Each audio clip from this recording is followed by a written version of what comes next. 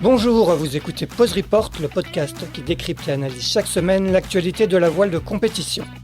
Pause Report est produit par Tip & Shaft, le média des professionnels et des passionnés de voile de compétition. Tip & Shaft, ce sont 2 newsletters hebdomadaires en français et en anglais, des podcasts, des formations, un studio de production de contenu, une plateforme de vidéo à la demande Sailors, ainsi qu'un festival du film que vous pouvez retrouver sur tipandshaft.com. Je suis Axel Capron et je vous souhaite la bienvenue dans Pause Report. Bonjour à tous et bienvenue dans ce 161e épisode de Pause Report, le podcast hebdomadaire de Tip & Shaft qui explique, décortique, décrypte et analyse l'actualité de la voile de compétition sous toutes ses coutures en compagnie des meilleurs experts. Nous sommes le mardi 23 avril, il est exactement 10h40 et nous allons parler aujourd'hui de The Transat CIC, Transat en solitaire qui s'élance dimanche 28 avril de Lorient à destination de New York. Nos 2 invités y participeront. En IMOCA, la première à bord d'Initiative Cœur. Il s'agit bien évidemment de Sam Davis qui est chez elle à Guidel. Salut Sam. Salut Axel. La seconde se lancera sur MACSF également en IMOCA. C'est bien sûr Isabelle Joschke. Salut Isabelle. Salut Axel. Eh bien mesdames, comme d'habitude, avant de vous donner la parole et d'échanger, je vais faire une rapide présentation de cette Transat CIC.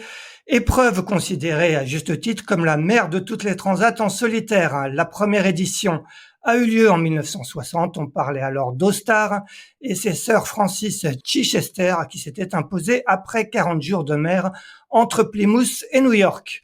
4 ans plus tard et jusqu'à l'édition 2000 comprise, la course se terminait à Newport. Elle a ensuite été à Boston en 2004 et en 2008. Pour revenir à New York en 2016. Le port de départ n'a lui jamais changé jusqu'à cette édition 2024, puisque pour la première fois, crime de lèse-majesté, Sam va sans doute nous en parler, c'est non plus de Plymouth mais de Lorient que s'élance The Transat CIC, le nouveau nom de celle qu'on appelle également Transat anglaise, même si elle n'a plus grand-chose d'anglais aujourd'hui. Cette épreuve en solitaire a une très riche histoire, elle a largement contribué à rendre populaire la course au large en France, suite à la victoire dès la 2e édition en 1960 d'Éric Tabarly sur Penduick 2.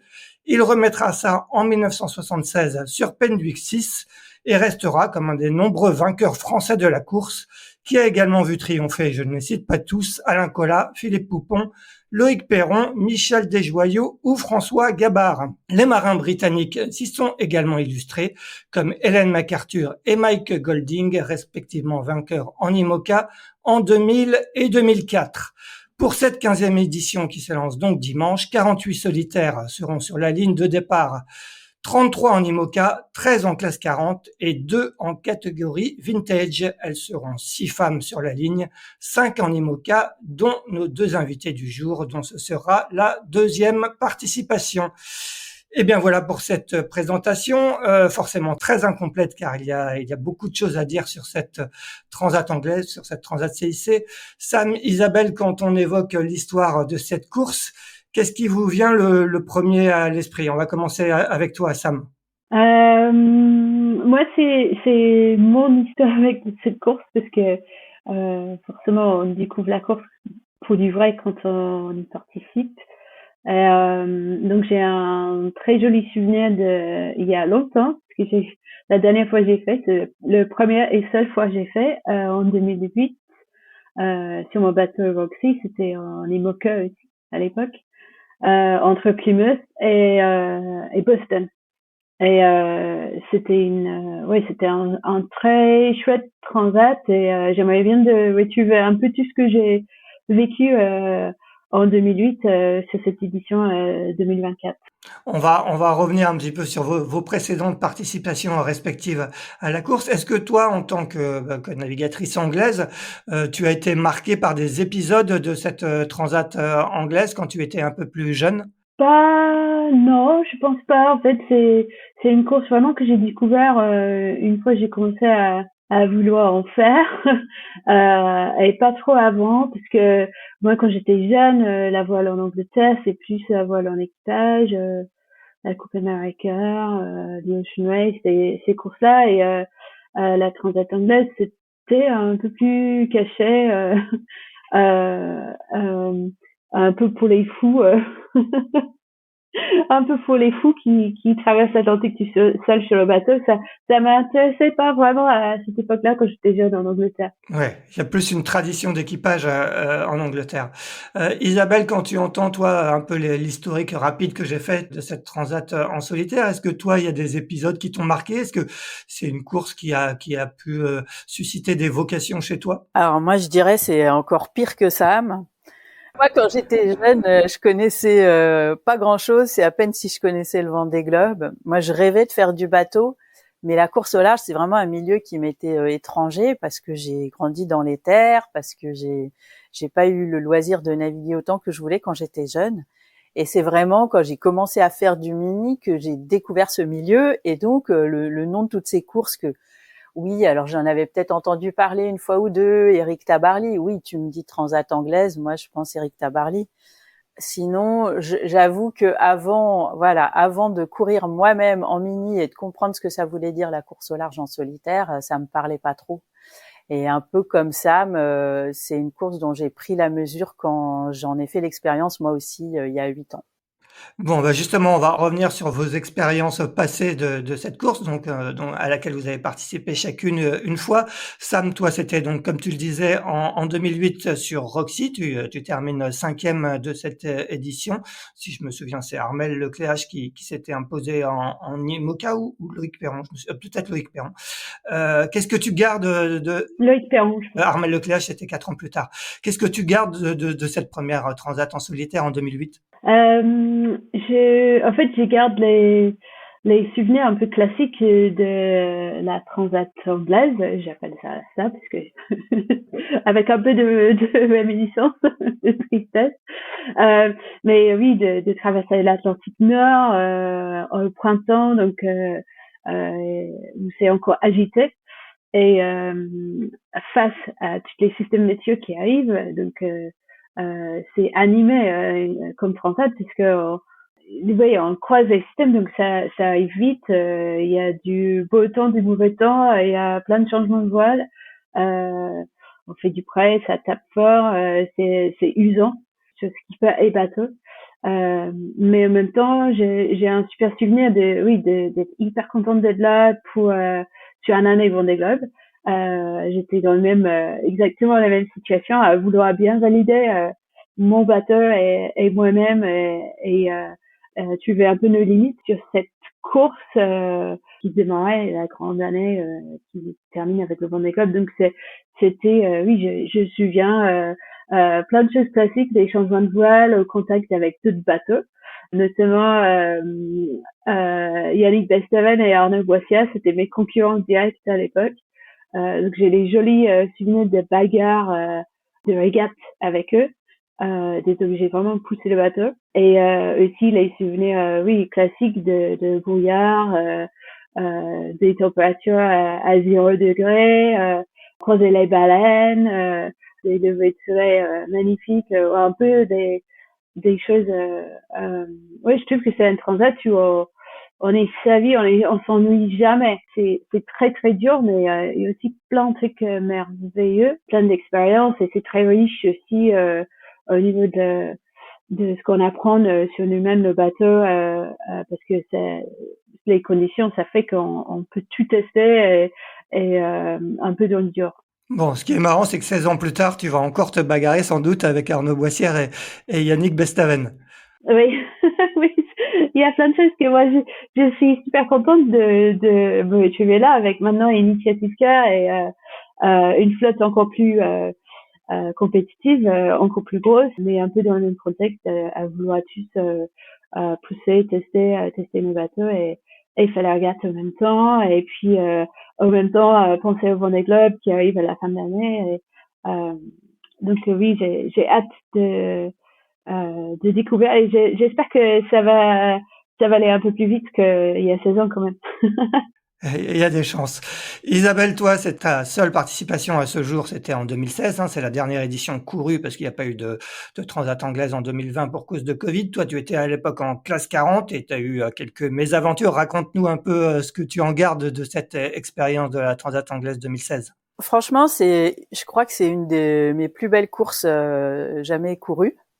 Et c'est vrai que c'est surprenant parce que finalement, je termine en abandonnant et je termine pas à New York, je termine à Saint-Pierre-et-Miquelon. Donc c'est pas tout à fait ça qui était prévu.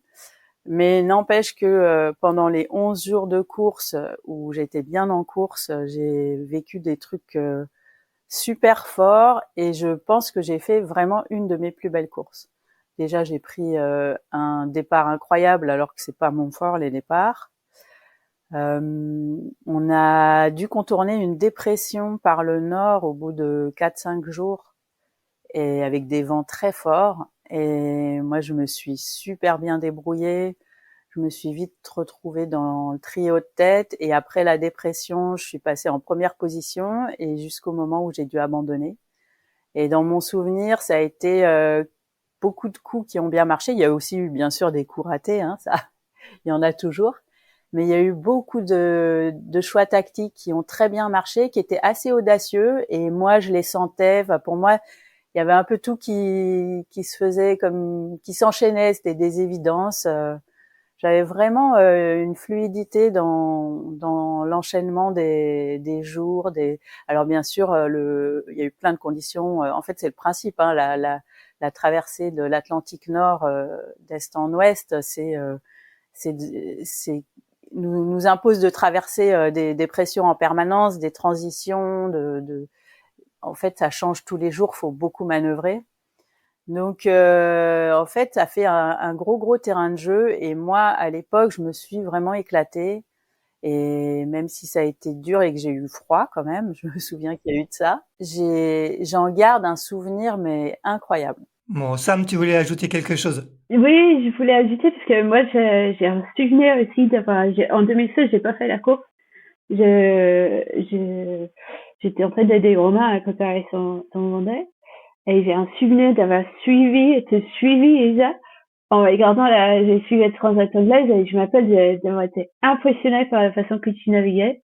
En plus, t'es toute petite, on se connaissait un peu, mais on se connaissait un peu moins que maintenant et j'étais wow, mais que tu as taqué avec ton bateau.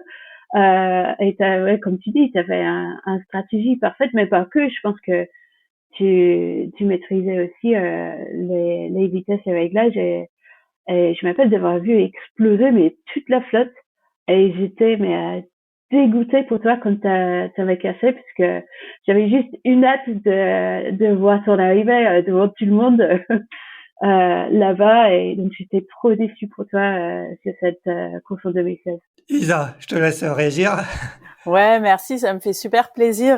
C'est vrai que, en fait, ce qui était un peu surprenant pour moi cette année-là, c'est que je ressortais du circuit Figaro où j'avais passé quelques années où j'avais pas franchement eu des bons résultats. Ça avait été vraiment une période assez dure pour moi et de pouvoir repartir au large, c'était tellement mais le bol d'air. J'étais tellement heureuse que c'est comme si je me retrouvais de nouveau dans mon élément. Et ce que tu dis, Sam, c'est que t'étais surprise parce que c'est vrai même moi, je me disais tiens, mais en fait, je suis capable de tout ça. Et je crois que j'avais oublié que en fait, si, au large, je peux aussi bien me débrouiller. Ouais, tu retrouvais ton terrain de jeu de prédilection. Ouais, complètement. Tu nous rappelles pourquoi tu avais dû abandonner? Oui, en fait, la structure de mon classe 40 s'était cassée et la coque s'était fissurée. Et en fait, elle était fissurée du côté bâbord et du coup, j'avais une voie d'eau. Et ça fait que j'ai dû gîter sur tribord, donc j'ai dû virer de bord et me mettre en bâbord à mur jusqu'à l'arrivée. Et donc, je pouvais que aller vers le nord parce que, en fait, j'avais du vent d'ouest. Donc, c'est pour ça qu'au lieu d'aller à New York, j'ai fini à Saint-Pierre-et-Miquelon. Bon, c'est une nouvelle dimension voyage d'arriver, j'imagine, à Saint-Pierre-et-Miquelon. Ça doit rester un petit souvenir quand même. Ah, carrément, ça reste un souvenir, un excellent souvenir. J'ai aucun regret par rapport à cette course. Ouais. Isabelle, on va continuer avec toi. On parle souvent, quand on parle de la transat anglaise, de l'Atlantique par la face nord. Est-ce que c'est vraiment ça ou c'est une expression un peu galvaudée? La face nord, moi je sais pas ce que c'est en vrai parce que la montagne c'est pas mon milieu. Euh, je pense que l'Atlantique par la face nord aujourd'hui c'est peut-être plutôt la Vendée Arctique les Sables où on va jusqu'en Islande. Ouais. Mais la transat anglaise, c'est sûr que ça n'a rien à voir pour moi avec même une route du Rhum qui peut se courir et une Jacques Vabre, on a vu, ça peut se courir quand même par le nord, mais pas à ce point-là. Et en fait, je pense que c'est ce que je disais tout à l'heure, c'est une course spécifique où on sait qu'il y aura beaucoup de transitions, beaucoup de manœuvres, beaucoup de changements, beaucoup d'adaptations. Et pas forcément une semaine complète sous spi ou sous Jennaker avec le soleil et des températures agréables. Ouais, bien sûr. Sam, forcément, on va te poser la question. On parle de transat anglaise, mais ce n'est plus une transat anglaise puisqu'elle s'élance de Lorient, elle va à New York. Comment toi, la Britannique, même si tu disais que tu n'as pas été forcément nourri par l'histoire de cette course, tu prends ce changement de port, ce n'est plus Plymouth, mais Lorient. C'est une mélange un peu d'émotions parce que moi aussi, je suis une Anglaise et je suis venue en France pour naviguer, donc je peux pas trop critiquer ces changements, mais je suis un peu déçue quand même qu'il y ait plus de grandes courses en solitaire qui partent de l'Angleterre, parce que ça me faisait toujours plaisir aussi de montrer, parce que l'Angleterre quand même c'est une île et il y a beaucoup de passion pour le bateau, pour la voile, et ça me faisait, oui, je sais que quand on emmène les IMOCA là-bas, les fans de la voile anglaise, ils adorent ça. On voit ça aussi avec le Fastnet Race. Ça fait toujours hyper plaisir d'emmener aux deux parties de la flotte IMOCA dans le Solent, parce que je sais comment ça impressionne et puis ça inspire les Anglais aussi, les navigateurs anglais.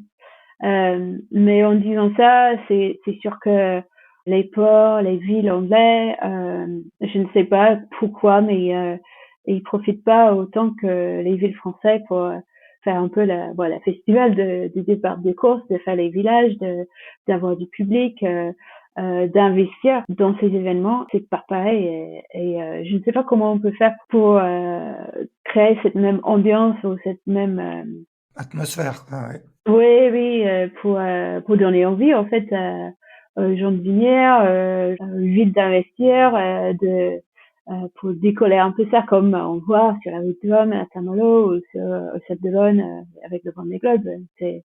Ça peut être énorme et moi je suis un peu déçue aussi que en Angleterre on n'a jamais réussi à créer ça et donc c'est un petit peu un échec mais je comprends aussi puisque il faut que ces courses-là, ils fassent vivre les villes et si ça marche pas en Angleterre, voilà. Je sais qu'il y a le public français et les villes en France qui savent faire et qui vont bien profiter de l'événement et finalement nous et la course on va sûrement inspirer plus de monde en étant en France que si on avait parti d'Angleterre et moi, je sais que c'est important, c'est quelque chose qui est important pour la voile, c'est le fait que on partage, on inspire, on raconte des histoires et je sais que ça fait du bien au public. Et tant mieux s'il y a beaucoup plus de public français qui vont apprécier ça. Bon, et en plus maintenant, vous évoluez à domicile l'une comme l'autre puisque vos deux projets sont basés à Lorient.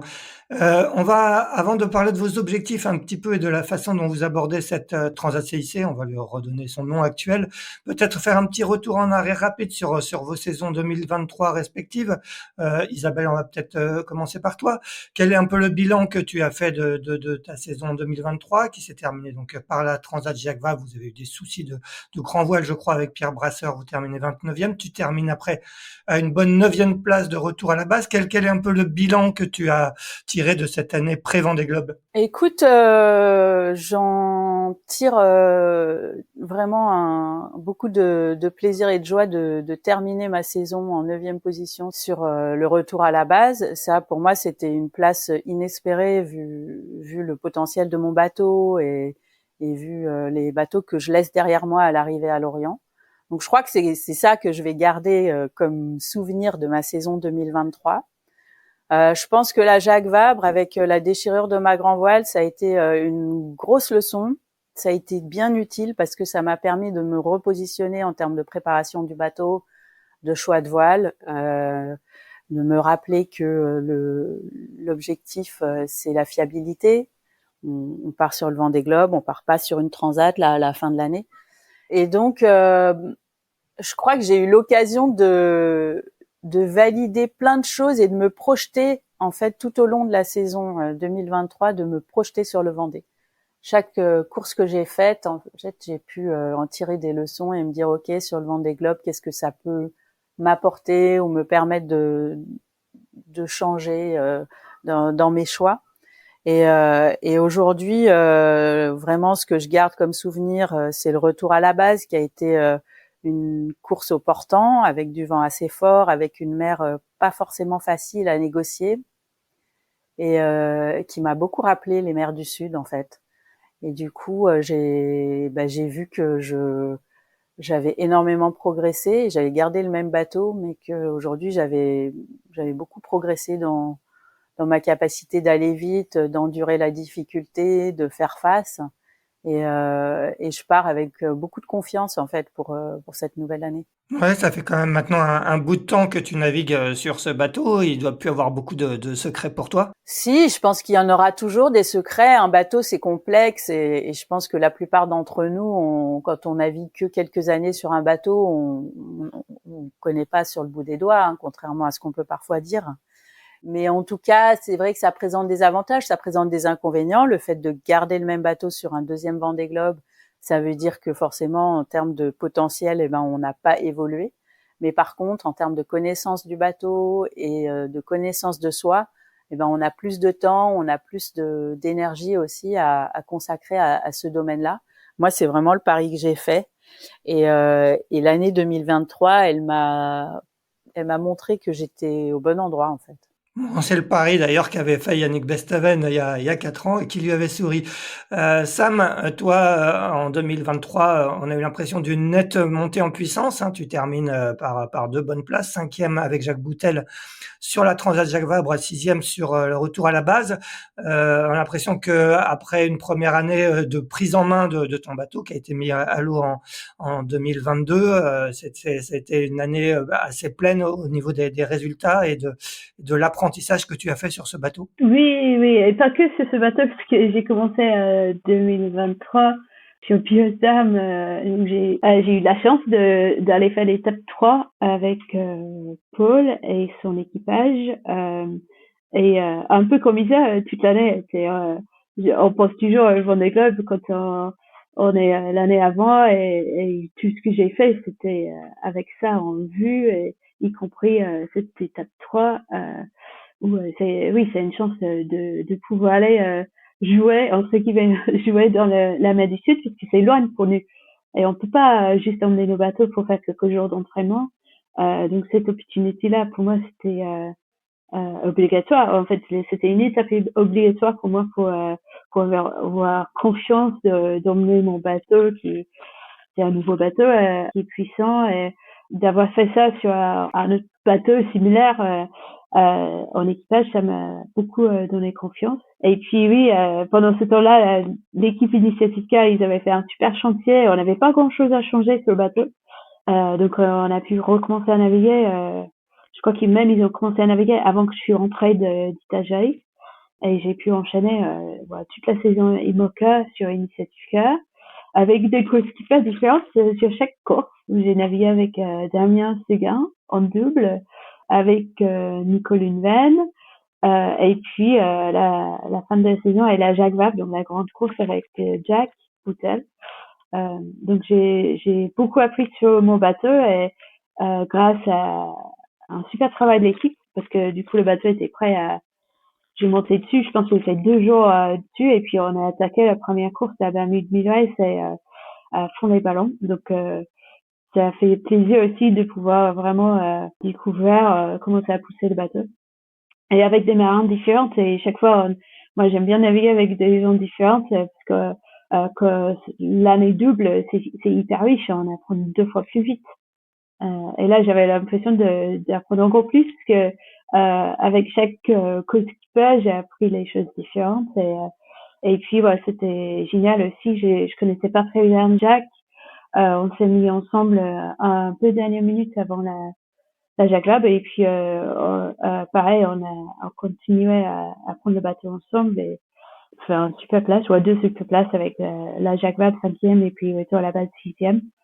que je redoutais un peu aussi parce que c'était étant en solo sur une vraie course avec un bateau prêt à être poussé j'avais l'impression que c'était hyper longtemps que j'ai pas fait une vraie course en solo euh, avec le bateau en mode course et capable d'aller à 100% de ses capacités. Et puis je me suis demandé si j'étais capable à tenir sur ces bateaux qui sont de plus en plus puissantes, assez violents et tout. Et finalement, je me suis bien amusée, bien éclatée. En fait, j'ai adoré cette course et avec quelques difficultés, mais j'ai réussi à m'en sortir pas trop mal. Et on avait une chouette groupe de bateaux où on s'est bagarré un peu tous pour essayer de finir à la 4e place. Et ouais, moi, en 6e place, ouais, j'étais super contente.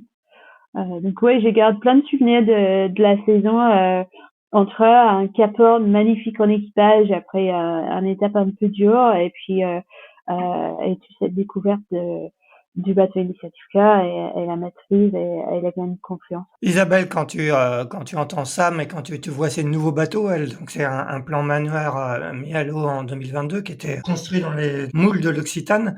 Toi, tu as un vieux bateau maintenant qui commence à avoir, il a 17 ans, il a été mis à l'eau en 2007 sous le nom de Safran et depuis il a été équipé de foils un peu plus grands. Du moins, il était sans foils au départ et maintenant il a des foils un peu plus grands. T'as vraiment l'impression de plus boxer dans la même catégorie? Oui, c'est clair.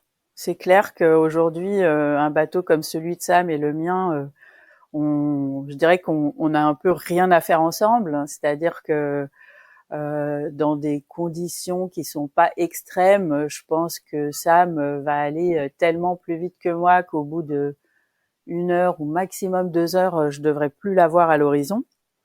Donc là-dessus, il y a vraiment aucun doute. On joue pas dans la même cour avec les bateaux neufs, même avec les bateaux de la génération précédente. Et c'est le pari qu'on a fait avec mon équipe, avec mon sponsor, la MACSF, quand on a choisi de repartir.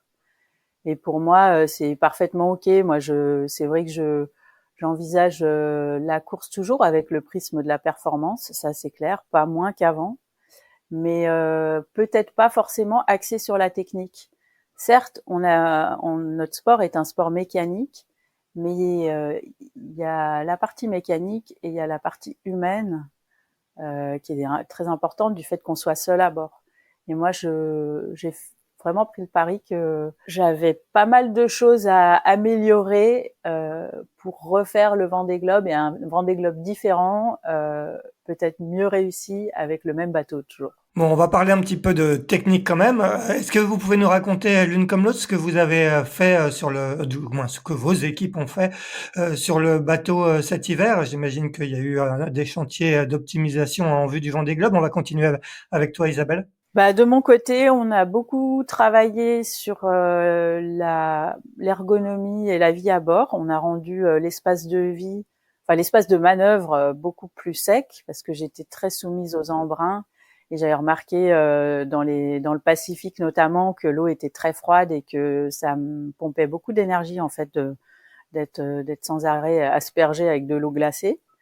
On a changé le moteur et changé les moyens de charge et puis on a fait une grosse révision générale globalement. Donc on a vraiment axé le chantier sur la fiabilité, le Vendée Globe, l'énergie, plus que sur l'espoir d'aller plus vite et des grosses transformations. D'accord. Sam, de votre côté, du côté du Team Initiative Cœur, quels ont été les grands axes de ce chantier d'hiver? On avait en fait, c'était pas vraiment l'hiver, mais au cours de l'année, on avait lancé un deuxième pas de foil. Pas vraiment, on n'a pas le but d'améliorer, on n'avait pas le but d'améliorer la performance du bateau puisqu'elle est déjà très bien, mais c'était trop risqué vu la saison qu'on a d'imaginer avec ces deux transats là de pas avoir un moyen de remplacer ou euh, un foil. Et en fait, le problème avec cette saison, c'est que si on casse un foil sur un des deux transats, il reste plus le temps pour fabriquer un remplacement avant le Vendée Globe. Et du coup, on a fait le choix de faire un deuxième pas de foil pour cette raison-là. Donc ça pose des questions en IMOCA parce que ça fait beaucoup de fabrication des choses. Si on imagine plusieurs équipes qui font la même chose, c'est dommage qu'on ne peut pas mutualiser ça pour un peu comme on a l'EMA et l'EMA d'Esper partagés. Mais bref, ouais, ça c'était donc on a des nouveaux foils qui sont un petit peu différentes et finalement ça ajoute depuis que là les quelques semaines qu'on navigue, je vois une nette différence. Donc c'est un gain de performance pas vraiment fait exprès pour gagner la performance, mais ça vient aussi avec. Je me suis dit qu'il faut que j'écoute bien mon bateau parce que du coup, à augmenter la performance, ça augmente forcément la charge, les charges par-dessus et la usure. Donc c'est pas forcément un avantage pour cette première transat, mais c'est pour cet objectif en globe et de pouvoir être sûr d'être au départ avec tout ce qu'il faut. Après en chantier, on a eu quelques travail de structure à faire parce que le bateau à la base, comme disait Isa, c'était assez vanté, assez sportive et puis donc le bateau il y a eu j'ai pas vu pendant la course mais il y avait un peu de structure, un peu de renforcement, réparation et renforcement suite à cette course-là à faire, qui a pas mal pris le temps dans le chantier. Donc, on n'a pas fait d'autres optimisations. C'était vraiment concentré sur réparer, renforcer. Et pareil, qu'Isa a un gros dossier ergonomie aussi, où on avait un peu fait des petits tests sur les toits à la base. J'ai une nouvelle siège avec c'est une pose de veille intérieure du bateau, mais c'est une siège qui moulait vraiment sur la forme de moi et puis amorti. Donc pour essayer de moins souffrir avec la violence du bateau. Le mien, il s'enforme moins, mais il tape même au portant, il tape très fort et j'essaie de trouver les solutions pour que ça me fatigue le moins en fait. Ouais, on a l'impression que dans tous ces travaux d'ergonomie que vous avez tous menés sur vos bateaux, il y a aussi l'objectif de, justement, parce que ces bateaux sont quand même assez violents, les chocs sont assez brutaux, vous avez tous essayé aussi de limiter au maximum les déplacements dans le cockpit. C'est aussi d'avoir à peu près tout à portée de main, c'est aussi un des objectifs, Sam? Ah oui, carrément. Et ouais, moi, je me suis placée, c'était avec un collision, mais j'ai cassé des côtes en étant projetée sur mon bateau en 2020 et j'ai bien vu que on peut faire pire, notamment d'avoir fait l'étape de mer du Sud sur Biotherm aussi. J'ai vécu en direct aussi comment c'est encore plus impressionnant quand on est dans les étapes de mer quand on suit là-bas. Donc oui, limiter les déplacements pour éviter les blessures et aussi pour réduire la fatigue. Parce que chaque déplacement, donc on est très concentré, très tendu et oui, moi aussi c'est dans l'objectif de pouvoir même il y a des moments où ça tape tellement fort, t'as du mal à avaler la nourriture. Donc c'est de pouvoir essayer oui de bien manger, de pouvoir bien faire à manger aussi et vivre parce que les bateaux finalement ils sont hyper costauds et si on est bien protégé dans nos bateaux on peut quand même faire des vitesses impressionnantes et c'est génial. Mais il faut apprendre à vivre avec. C'est clair. Isabelle, est-ce que du côté de MACSF, il y a des éventuels foils de spare, hein, si jamais tu as un problème sur la Transat anglaise, par exemple? Pas du tout. Alors de notre côté, déjà je pense j'allais dire, on navigue pas sur la même planète au niveau du budget. Nous, on n'a pas du tout le budget pour ça. C'est sûr qu'il vaudrait mieux que je revienne avec mes foils de la Transat CIC. C'est aussi pour ça que j'ai fait le choix de participer à la Transat CIC uniquement et de revenir en convoyage. Donc nous on mise sur nos foils qui somme toute sont quand même des foils très costauds. On les a installés en 2019. C'est la première génération des grands foils. Et alors ça va beaucoup moins vite que les foils d'aujourd'hui dont Sam est équipé et puis tous les nouveaux bateaux, mais ça va quand même très vite. Et ce que ça me raconte, ça me parle énormément en fait, cette histoire de. Il y a un moment donné, là, nos machines, elles sont devenues quand même très brutales. Elles sont devenues difficiles à vivre. Elles mettent même notre sécurité en péril. Et du coup, ça devient vraiment important de se concentrer sur le fait de rester en pleine forme. Enfin, en plus, on peut pas rester en pleine forme, mais disons que de souffrir le moins possible à cause des chocs, à cause de voilà tout ce qu'on endure en fait sur des bateaux qui vont quand même parfois très très vite. Et du coup, quand j'ai entendu Sam parler de son siège, moi c'est mon sujet aussi. Et c'est un truc que je me suis pas dit en 2020, mais aujourd'hui, pourtant le bateau c'est le même, mais je pense qu'en 2020, j'ai perdu beaucoup d'énergie en fait à souffrir d'une vie à bord qui était difficile et pour laquelle j'étais pas super armée. Et là, vraiment, on essaie de mettre en place tout un tas de trucs pour que je me sente le mieux possible. Qu'est-ce que tu attends de cette Transat CIC? Est-ce que c'est un objectif sportif à part entière ou c'est vraiment une épreuve que tu considères vraiment à l'aune du Vendée Globe, qui est bien évidemment le projet prioritaire hein, de tous vos projets? Ouais, moi je la considère vraiment comme un entraînement pour valider le bateau, pour moi bien sûr me remettre dans le solitaire, naviguer, retrouver la compétition. Enfin voilà, pour moi c'est quand même une forme d'échauffement et je vais pas j'ai aucun objectif sportif, je vais même pas regarder exactement quelle est ma place souhaitée.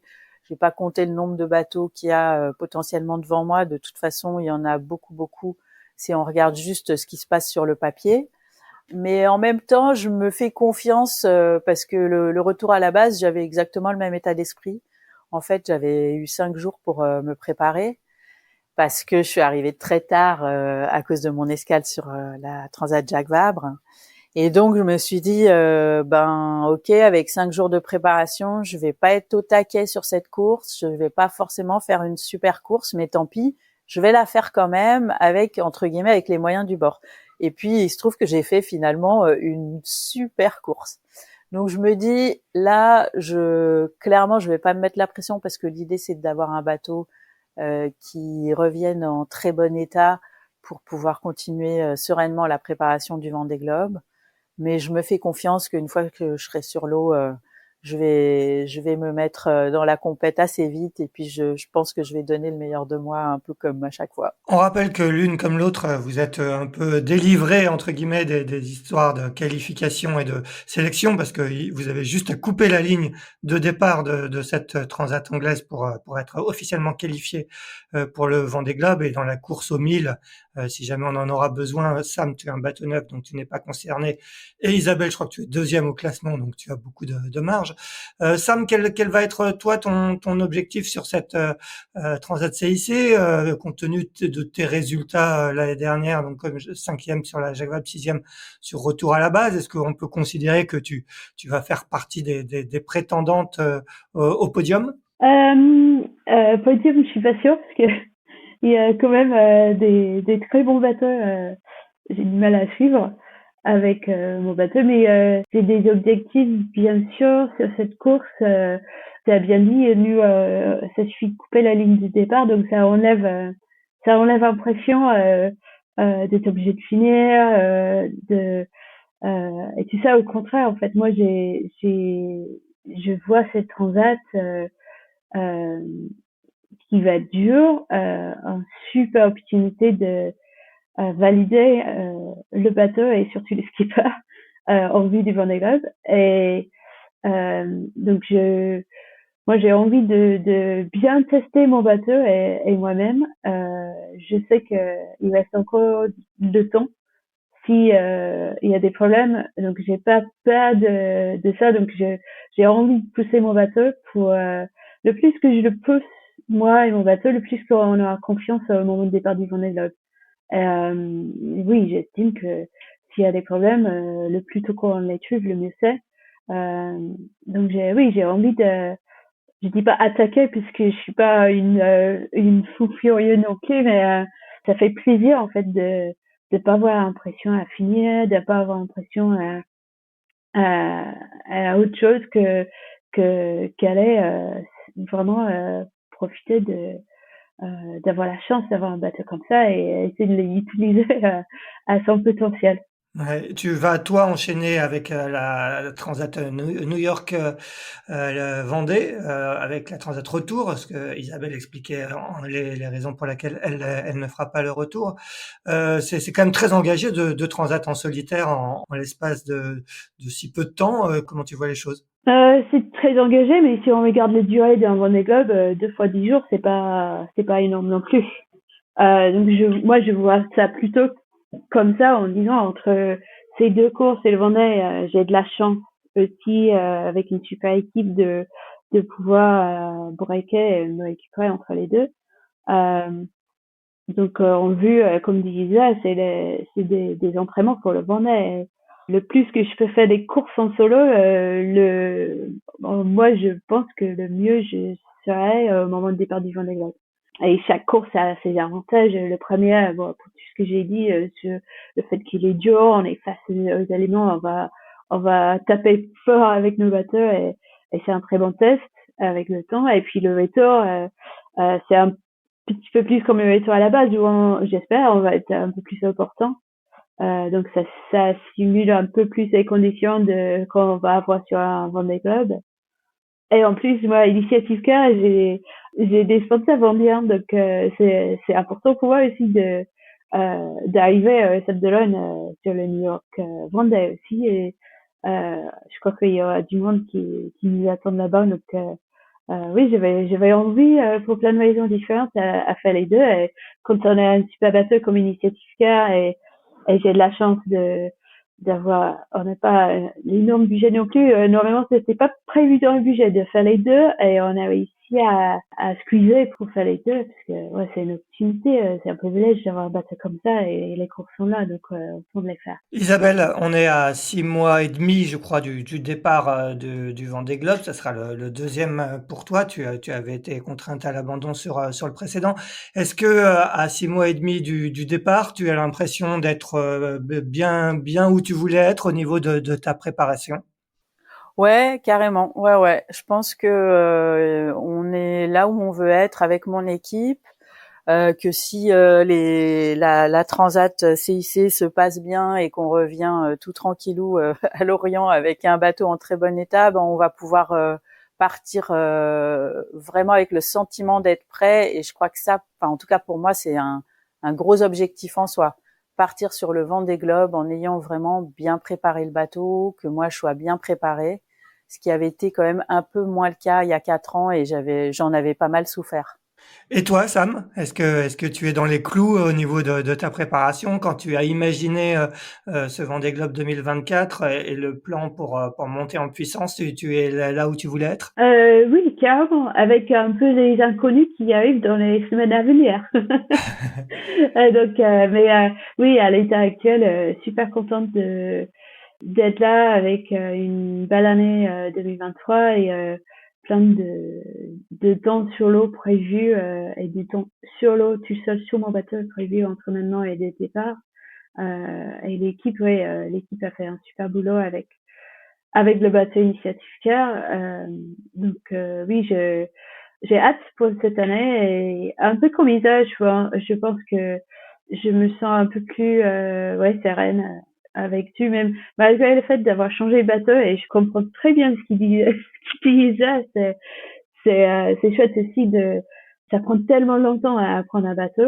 Donc oui, il faut quand même que je peux pas me relâcher tout de suite parce que moi il y a plein de choses encore à apprendre avec le bateau Initiative K et donc faut rester focus quand même jusqu'au jour du départ du Vendée Globe. Quand je te parlais de podium tout à l'heure, tu disais oui, peut-être pas, il y a quand même quelques très autres bons bateaux.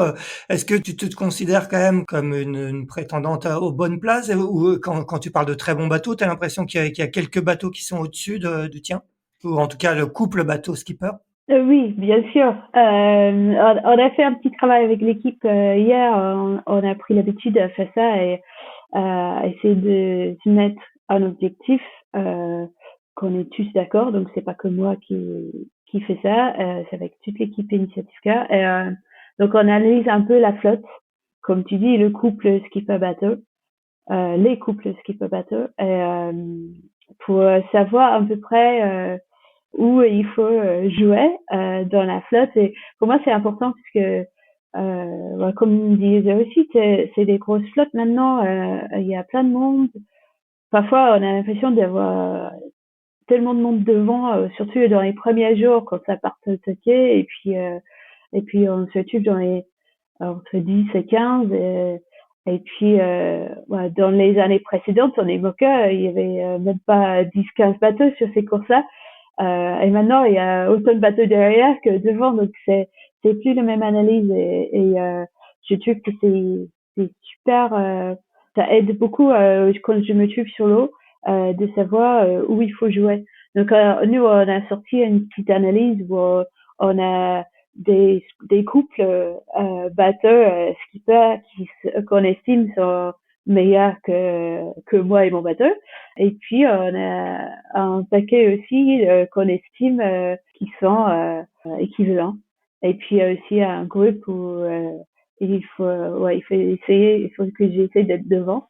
Et comme ça, je sais à peu près où je navigue. Et donc ça donne un sorte de fourchette. Et là, sur cette course, j'aimerais bien d'être dans les 10. Mais oui, j'estime que le podium, c'est un peu difficile. Isabelle, quand tu entends Sam parler de cette étude de la flotte, à t'entendre tout à l'heure, tu es pas complètement dans la même disposition. Est-ce que tu regardes quand même un petit peu justement, on parlait de catégorie tout à l'heure dans laquelle boxer. Est-ce que tu regardes un peu quels peuvent être tes objectifs au regard de la concurrence?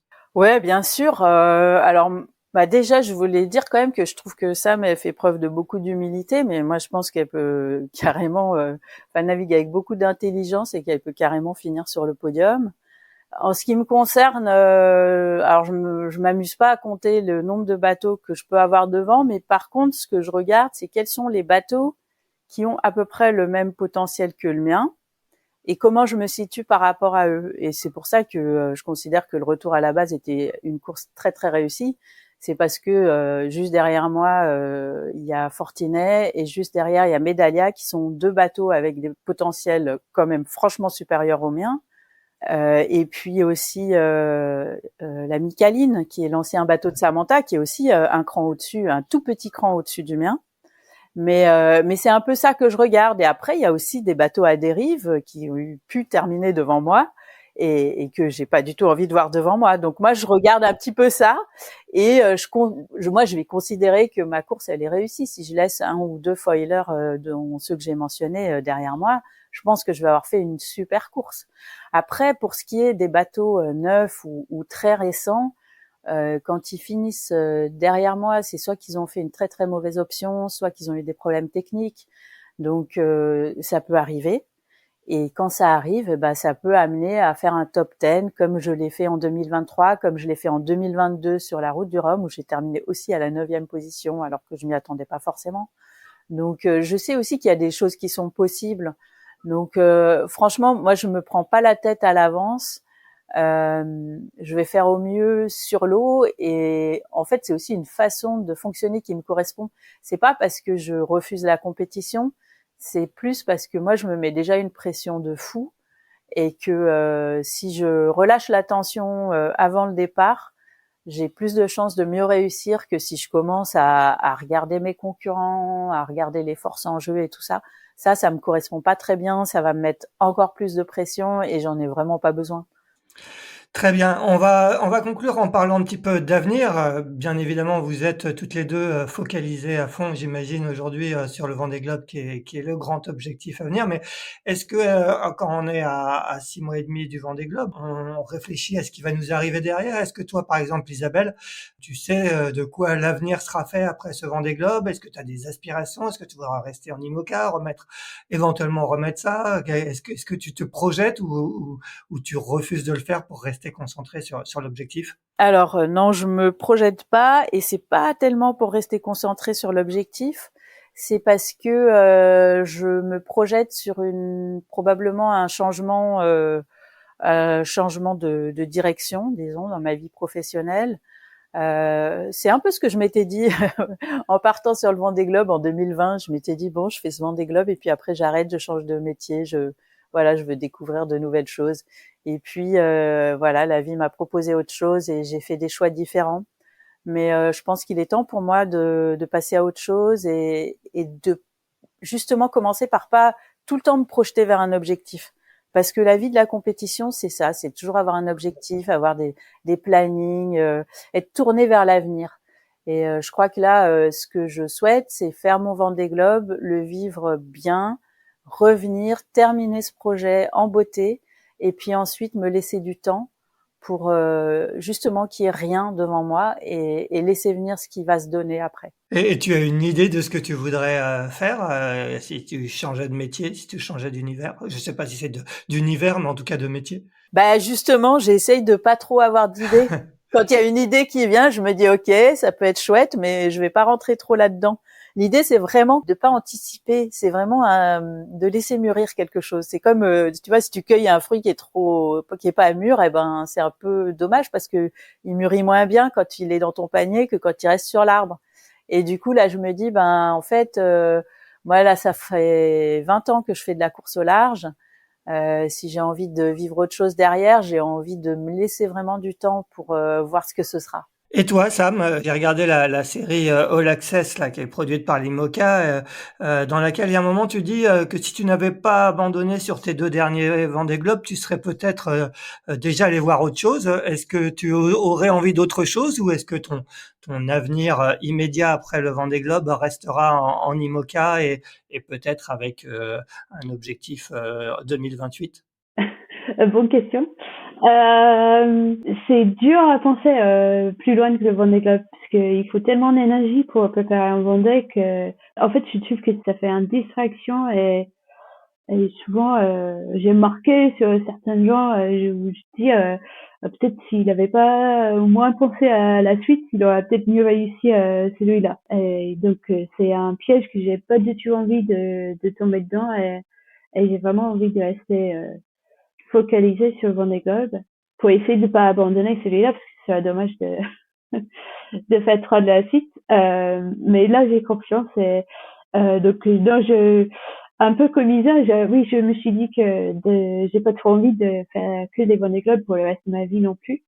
Mais par contre, j'adore l'IMOCA et la classe et en tout cas avec le projet Initiative K, moi je finis pas tout de suite après le Vendée Globe parce que le projet continue jusqu'à fin 2025 au minimum. Donc j'ai la chance de pouvoir profiter encore de mon beau bateau pour toute l'année post Vendée Globe et ça va me donner le temps de réfléchir pour la suite aussi. Mais il y a d'autres chouettes courses autour du monde. Il y a d'autres choses que le Vendée Globe, mais j'imagine pas avoir un changement de carrière entière. J'adore trop la voile, donc je vais pas trop bouger, moi. Bon, très bien. On va terminer avec toi, Sam. On est à 5 jours du départ. Est-ce que tu as déjà une petite idée de ce qui va vous attendre pour ce départ et au niveau des conditions? J'étais en train de regarder juste avant quand on s'est connecté sur ce podcast. Ça semble d'être les vents ouest. De toute façon, c'est Francis Le Goff, le directeur de course, donc on va avoir une tempête, non? Mais non, je me suis dit que c'est un peu loin encore pour vraiment regarder. Mais oui, c'est bien de savoir aussi un peu les tendances, même si c'est que aussi pour réfléchir au choix de voile, parce qu'il faut faire une déclaration de voile dans les classes IMOCA.